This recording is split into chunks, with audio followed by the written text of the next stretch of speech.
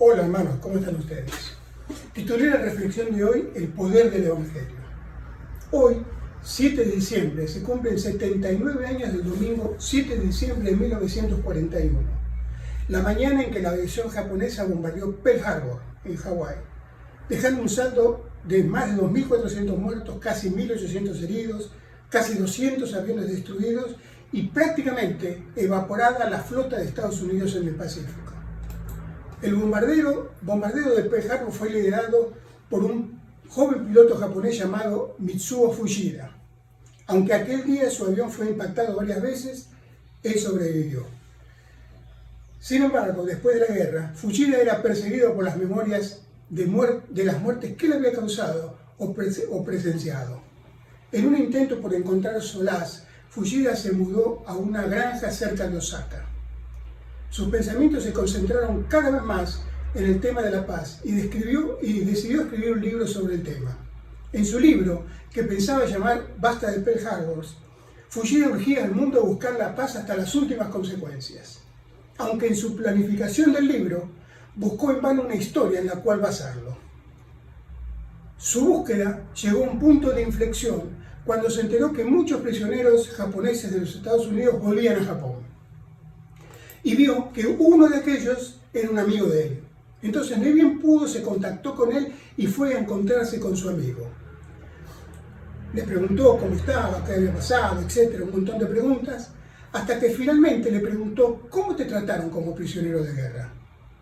Su amigo le preguntó que lo habían tratado bastante bien, aunque por supuesto había sufrido tanto mental como físicamente, como espiritualmente.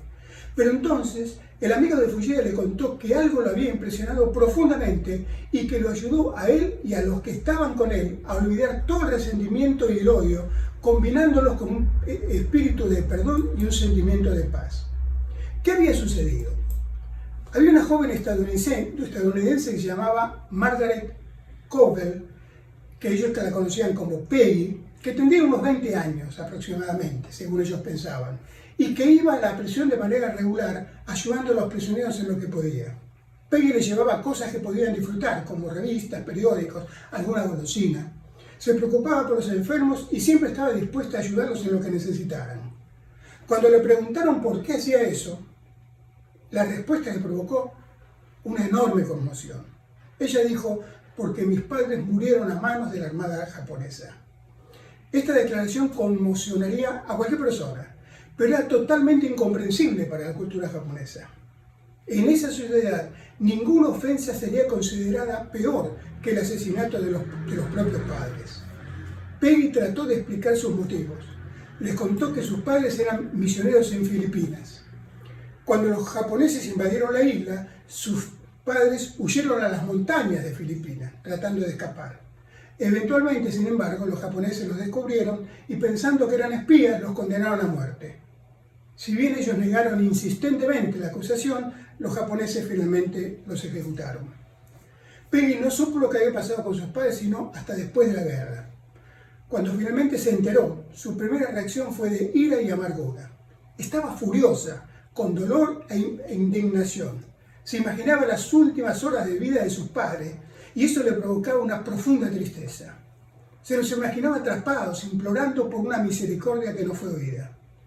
Se imaginó también la brutalidad de los soldados japoneses y a sus padres enfrentando a sus ejecutores. Y también a sus cuerpos cayendo sin vida en las montañas de Filipinas.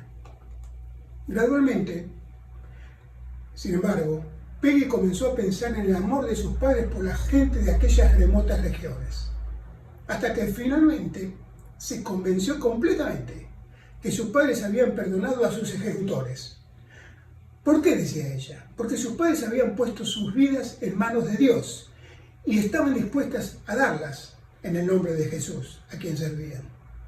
Consecuentemente, decía Peggy, si sus padres habían muerto sin amargura o rencor hacia sus ejecutores, ¿por qué su actitud debía ser diferente? ¿Por qué debía llenar su vida con deseos de venganza y resentimiento cuando ellos seguramente estaban llenos de amor y perdón? Por lo tanto, Peggy decidió seguir el camino de amor y perdón y ministrar a los prisioneros japoneses como prueba de su sinceridad. Fujita fue tocado por esa historia, pero fue especialmente impactado con el hecho de que eso era exactamente lo que había buscado por tanto tiempo. Un principio suficientemente impactante como base de la paz. ¿Podría ser que la respuesta que tanto buscó fuera el amor dispuesto a perdonar que fluye de Dios al hombre y entonces de un hombre a otro? ¿Podría ser ese el principio sobre el cual fundamentar su libro Basta de Pearl Harbor? Cuando volvía a su casa, Fujita compró un Nuevo Testamento en la estación de tren. Unos meses después comenzó a leerlo, 2 o 3 capítulos por día. En septiembre de 1949, Fujita leyó Lucas 23. Era la primera vez que leía la historia de la crucifixión. La escena del Calvario perforó el espíritu de Fujita. Todo se hizo real con el relato de Lucas. En medio del horror de su muerte, Cristo dijo: Padre, perdónalos, porque no saben lo que hacen. Las lágrimas comenzaron a correr por el rostro de Fujita, quien finalmente había alcanzado el fin de su larga búsqueda. Sin duda, esas palabras fueron la fuente de amor que Peggy había mostrado, tal como Jesús, cuando estaba colgado sobre una cruz, y oró por sus ejecutores. Y no solo por ellos, sino por toda la humanidad, según se dio cuenta Fujita. Eso significaba, decía él, que también había dado por mí, un japonés que vivía en pleno siglo XX. Cuando Fujita terminó de leer el Evangelio de Lucas, había recibido al Señor Jesús como su único y suficiente Salvador. Finalmente terminó su libro y lo tituló Desde Pearl Harbor al Gólgota.